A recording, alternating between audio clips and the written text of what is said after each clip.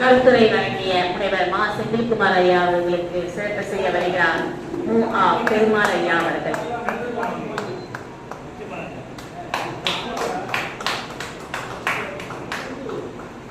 அடுத்ததாக கருத்துரை வழங்க கவிஞர் அதியமான் ஐயா அவர்களை அழைக்கின்றோம்.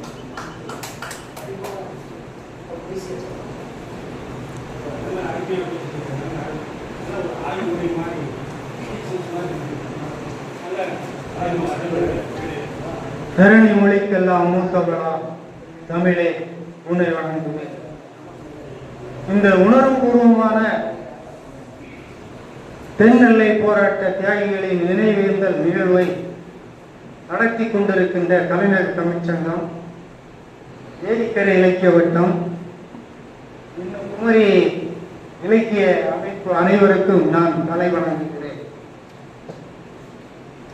ஏனென்றால் நானும் குமரி மாவட்டத்தில் குளச்சல் பகுதியை சேர்ந்தவன். எனது தந்தை, சித்தப்பா போன்றவர்கள் மலையாளத்தில் தான் பேசுவார்கள், எழுதுவார்கள். அவர்கள் படித்ததெல்லாம் மலையாளம். இன்றைக்கு தமிழ்தோறும் நல்லுலகம் வந்து இந்த கலைஞர் சங்க மேடையில் நிற்பதற்கு உயிர் நீக்கம் செய்த இந்த தியாகிகளுக்கு வீர வணக்கத்தை செலுத்திக் கொள்கிறேன். ஏன் குமரி மாவட்டத்தை தென் திருவிதாங்கூர் பகுதியிலிருந்து பிரித்து தமிழகத்துக்கு மலையாளிகள் தர மறுத்தார்கள்?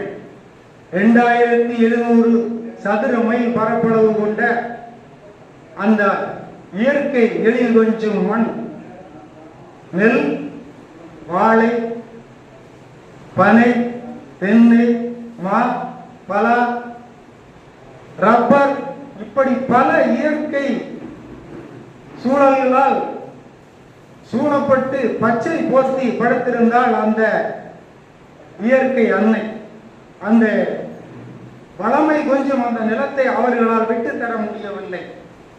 ஐயா கலிகோபாலகிருஷ்ணன் சொன்னது போல தமிழ்நாட்டுக்கு தஞ்சாவூர் எப்படி நெற்களஞ்சியமோ அதே போல் தென் திருவிதாங்கூருக்கு நாஞ்சில் நாடு நெற்களஞ்சியம். அது மட்டுமல்ல, குளச்சல் என்கிற அந்த இயற்கை துறைமுகம் அவர்கள் கண்களை உறுத்தியது. மேலும் அணு உலைக்கு தேவையான தோரியம் என்கிற அந்த தனிமம் குமரி கடற்கரையில் தாராளமாக கிடைத்தது. இதையெல்லாம் சேர்த்துதான் அவர்கள் குமரி மாவட்டத்தை தமிழகத்தோடு தர மறுத்தார்கள். குமரி தமிழர்கள் 2ஆம் தரமாக நடத்தப்பட்டார்கள். அவர்களுக்கு கல்வியிலே, சமூக உரிமையிலே வேலை வாய்ப்பு இல்லை. இப்படி பல இன்னல்கள். இங்கு பேசிய சார்ந்தவர்கள் எல்லாம் நாம் மார்சல் நேசமணியை அந்த போராட்டத்தின் முக்கிய அங்கமாக சொன்னார்கள். அதில் மறுப்பு கருத்து இல்லை. ஆனால் அதற்கு முன்னதாக அந்த போராட்டத்தை முன்னெடுத்தவர்கள் கவிமணி தேசிய விநாயகம் பிள்ளைக்கு மிக முக்கியமான பங்கு உண்டு. அவர் ஒரு கவிஞர் மட்டுமல்ல, வரலாற்று ஆய்வாளர். அவர் சங்க இலக்கியங்களிலிருந்து வடவேங்கடம் முதல் தென்குமரி வரை தமிழர்களின் எல்லை என்பதை ஆணித்தரமாக மேடை பேச்சுகள் மூலமாகவும் கட்டுரை மூலமாகவும் நிறுவினார். அது இந்த போராட்டத்திற்கு மேலும் வலு சேர்த்தது. அதேபோல் வடக்கெல்லை போராட்ட வீரர் மாப்போசியின் பங்கும் தென்னெல்லை போராட்டத்தில் மிக முக்கிய பங்கு வகித்தது. இந்த தென்னெல்லை போராட்டத்தை தமிழக தலைவர் கண்டுகொள்ளவே இல்லை. தமிழகத்திலிருந்து எழுந்த அந்த தமிழ் குமரி மண்ணிலிருந்து எழுந்த அந்த தமிழர்களின் உரிமை குரலை செவிமடுத்த மாப்போசி சென்னையிலிருந்து குமரிக்கு வந்து இரணியலிலே மிக பெரும் ஒரு எழுச்சி மிக்க உரையை ஆற்றி அந்த இளைஞர்களுக்கு வீறுகுண்டு எழச் செய்தார். திருவிதாங்கூர் தமிழ்நாடு காங்கிரஸ் ஆதரவில் 6/1/1950 வெள்ளி அன்று குமரியில் நடைபெற்ற மாநாட்டில் வரவேற்புரையாற்றிய போராளி தெற்கெல்லை போட்ட தளபதி நேசமணி அவர்கள் நிறுத்திய உரையில் தனது உடல் நலத்தையும் தனது கடுமையான வேலை பழுவையும் தாங்கிக் கொண்டு இந்த போராட்ட மாநாட்டிற்கு தலைமை தாங்கி இருக்கிற மாப்போசியை என்றும் நாங்கள் நன்றி வணங்கி கடமைப்பட்டுள்ளோம் என்று கூறுகிறார்.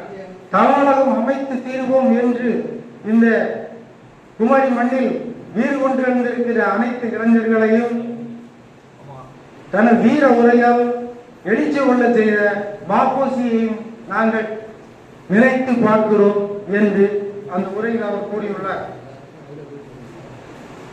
இப்படி பல தலைவர்களின் வீரம் செறிந்த போராட்டம், தியாகம், உயிர் பலி எங்களை மலையாள மண்ணிலிருந்து பிரித்தெடுத்து தாய் தமிழகத்தோடு இணைத்து இன்றைக்கு ஒரு தமிழர்களாக வாழ வைத்திருக்கிறது என்ற நன்றி உணர்வோடு அந்த வீர தளபதிகள் உயிரித்த வீர போராட்ட வீரர்களுக்கு வீர வணக்கம், வீர வணக்கம், வீர வணக்கம் என்று கூறி விடைபெறுகிறேன். நன்றி, வணக்கம்.